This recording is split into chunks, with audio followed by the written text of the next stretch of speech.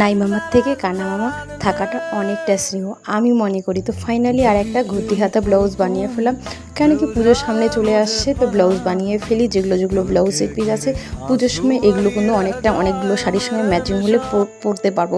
তো চলো ছোট্ট একটা মিনি ব্লগের সাহায্যে আমি আমার কাটিংটা দেখিয়ে দিই। তো যারা বন্ধু করেনি বন্ধু করে নিও।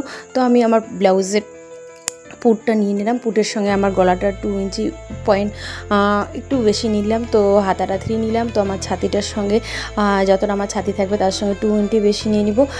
কোমরের সঙ্গেও আমি 2 ইঞ্চি বেশি নিয়ে নিব সেলাইয়ের জন্য।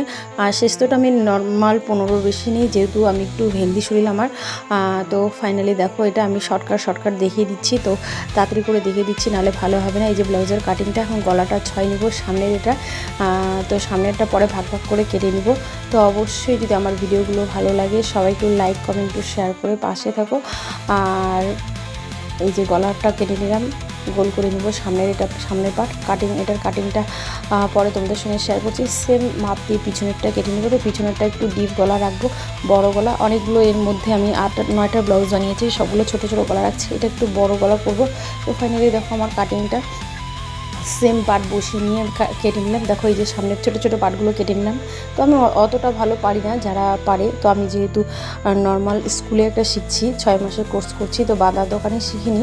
তো নর্মাল আমার জিনিসগুলো আমি বানিয়ে নিতে পারি, তো হয়ে যায়, কাজ চলে যায়। তো অতটাও ফিনিশিং ভালো হয় না। তো ফাইনালি যে ব্লাউজটা হয়ে গেছে, কেমন হয়েছে তোমরা সবাই কমেন্টে জানিয়ে দিও। আর শাড়িটা নর্মালি পরে নিলাম তাড়াতাড়ি করে ভিডিওটা করার জন্যে। ভালো করে শাড়িটা পরা হয়নি, কোনোরকম পেঁচিয়ে তোমাদেরকে ভিডিওটা দেখাচ্ছি। তো পিঠটা ডিপ দিয়েছি আগেই বললাম, তো নর্মালি একটু ঢিলা হয়ে গেছে, পরে আর একটু চাপ সেলাই নিয়ে নিয়েছি। থ্যাংক